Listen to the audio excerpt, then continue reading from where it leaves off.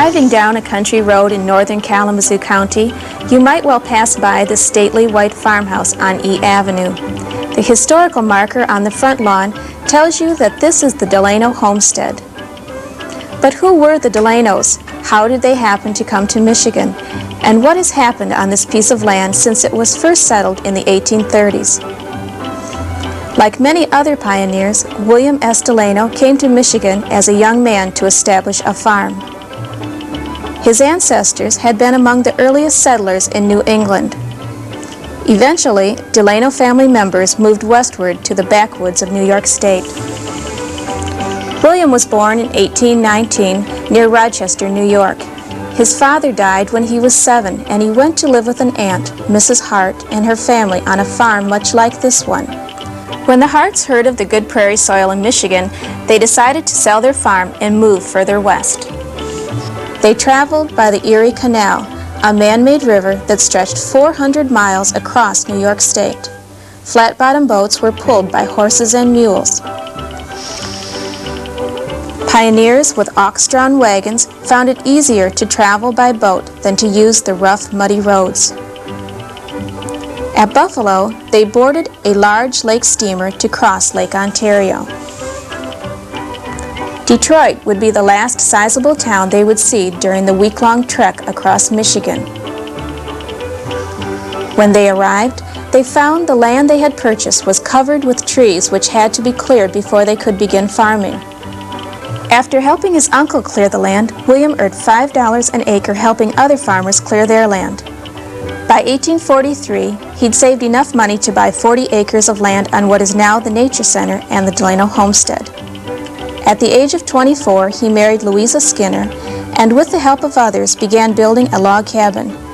William and Louisa had 4 children while living in the cabin. In 1853, Louisa died, and within a year, William married Hannah Blanchard, a local school teacher. Together, they began to plan for a new, larger home. They chose the Greek Revival style of architecture that was popular for farmhouses at the time. Using lumber, stones, and other material from the farm, they worked with relatives and neighbors to build a more comfortable home for their growing family.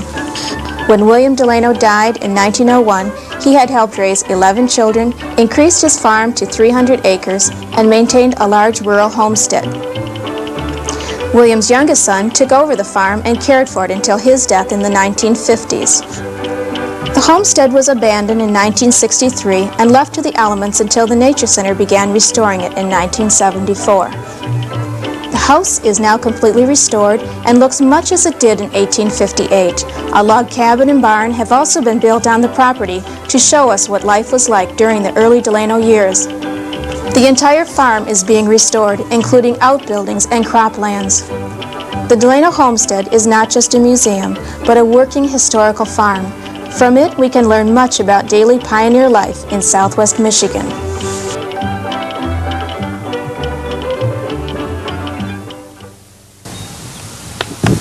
Come on.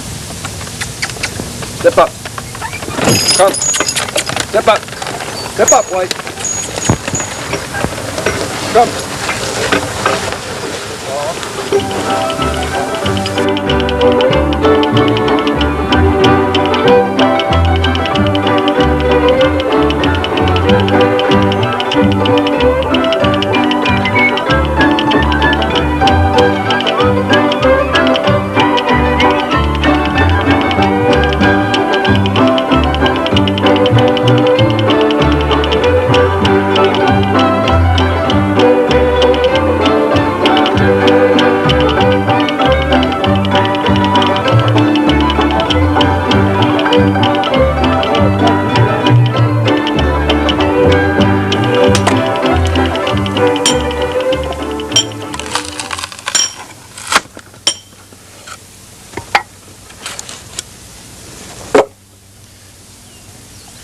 We're reenacting here the making of a farmstead in the 1830s in Kalamazoo.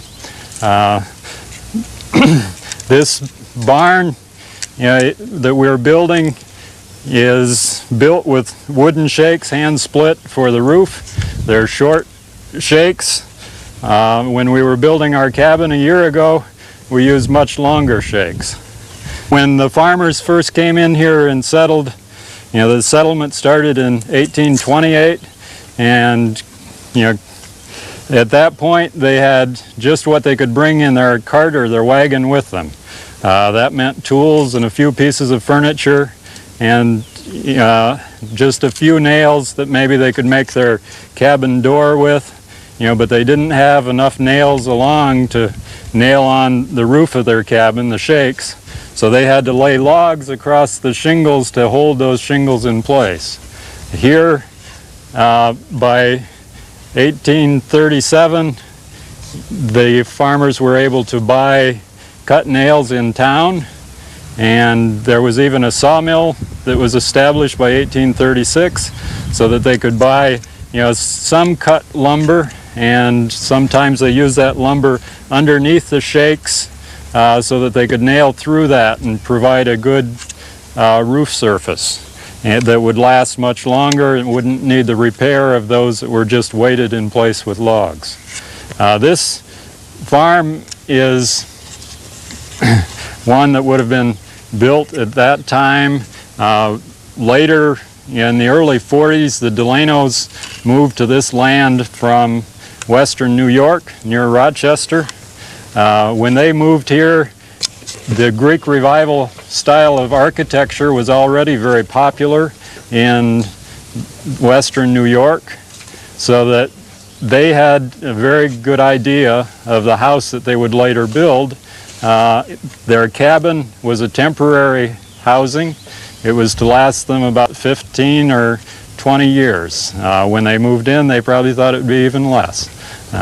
But as they cleared the land, opened the fields, they needed some extra time in order to develop the farmland and the productivity that was going to allow them later to build the house of their dreams.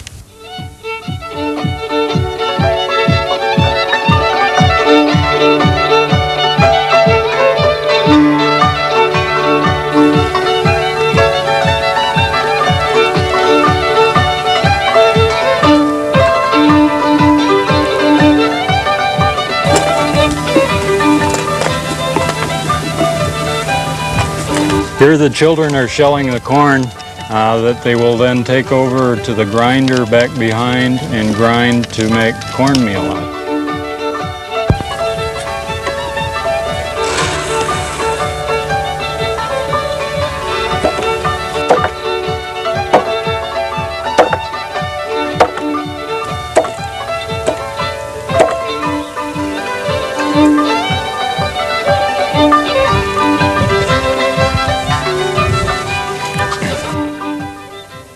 Cabin we rebuilt 2 years ago with the help of a young man by the name of Kurt Brust, who did a lot of volunteer work in researching and building the cabin, with the help of a number of others. He used a lot of the old drawings that were done in the early period here, as well as some of the Pioneer Society recollections on how cabins were built. We maintain the authenticity of the structure by using the old tools. A lot of it was done with axe work. Other parts were done with other old tools. It's an English style cabin where the logs were left round, which is the style that the Delanos most likely would have used. The joints on the corner are simply cut on the bottom of the logs, so that this log wraps over the top of the log below it. When the pioneers built cabins, they would get a crew of up to 18 people together for a day or 2 days, and they would have one axeman on each corner and 4 other people rolling logs up to them, so that they were notching all 4 corners at the same time. They would roll the logs in and keep moving. They would have another crew of people over working on the shingles and splitting those out so that they would be ready to lay them on the top. It was a very fast means of construction. The chinking was put in with some of the old wood chips that were cut out of the notches of the logs. They would wedge those in between the logs. Then they would work some clay mud in with some straw or even some horse manure and plaster that in over the chips of wood that they had put in between.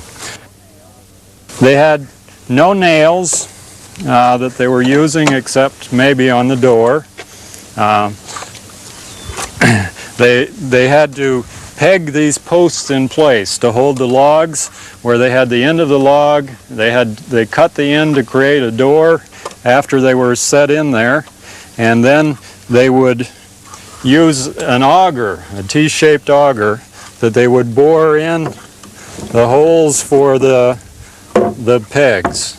And you see Brian, the young man here, is showing you how some of the pegs were shaped.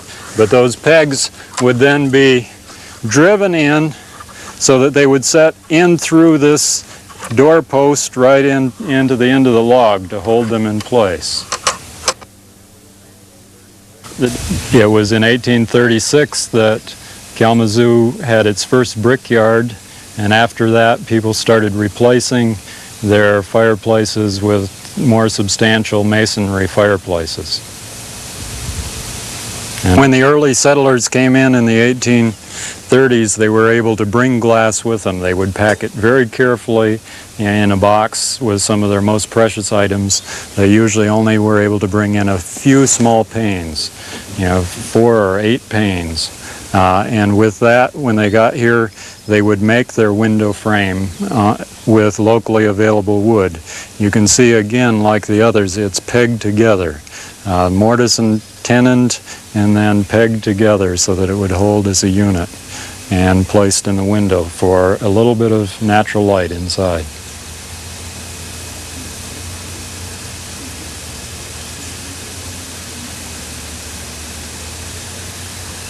The door has a latch string on it that lifts the latch that locks it, and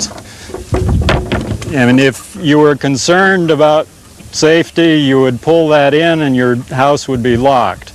But from this latch string came the old saying that our latch string is always out, meaning that you could always get into the house.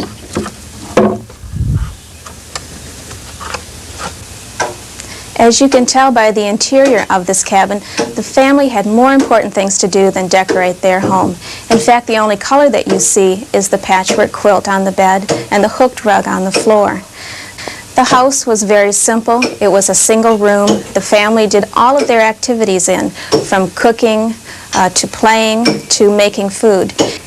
Because space was limited, furniture had to serve more than one function, and there also was not very much furniture in the room. For example, the table was used not only for eating on, but was also used to prepare food, and in the evening the family might sit around it to read and to write. The bed was used for sleeping on in the evening, but during the day you might find family members such as the children playing on it, especially in the wintertime when they were confined to this room and could not go outside.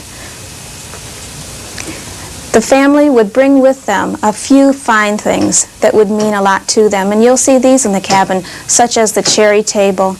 But most of all, the furniture in this room is very crude and was made by the family. There are stools and benches and a few chairs, but otherwise you will see very little.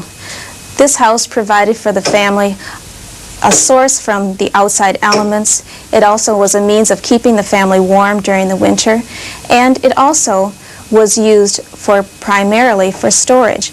There were places in the house, such as the pegs on the walls, for hanging clothing and other items. There were open shelves to place dishes on. Also, there were trunks and chests on the floor to be used for things that should be kept out of the way. And in the floor itself, which is a very crude floor made out of logs, there is an opening which can be brought up, and down below is the cellar where large items of food such as potatoes and flour could be stored.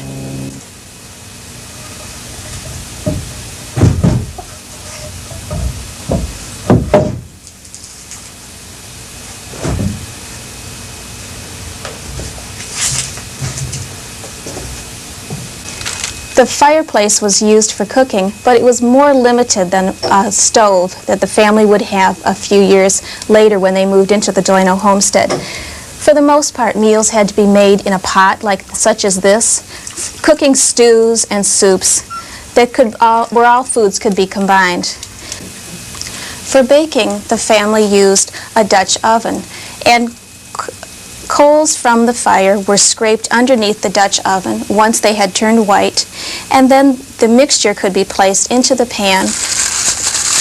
I'm using a corn husk as a pot holder, and I will show you how the bread has now risen and baked just as if it were in an oven.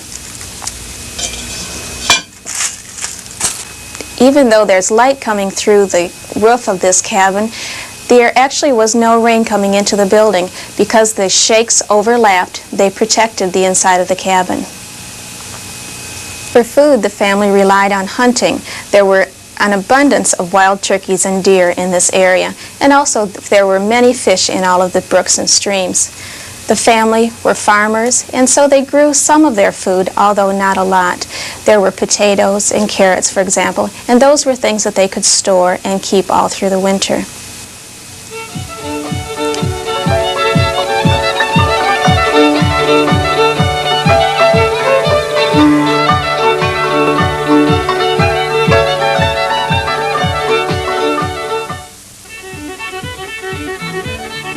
By 1858, when the Delanos moved into this large Greek Revival house on the cabin, they had become settled farmers from the hunting and gathering days of their pioneer time in the log cabin.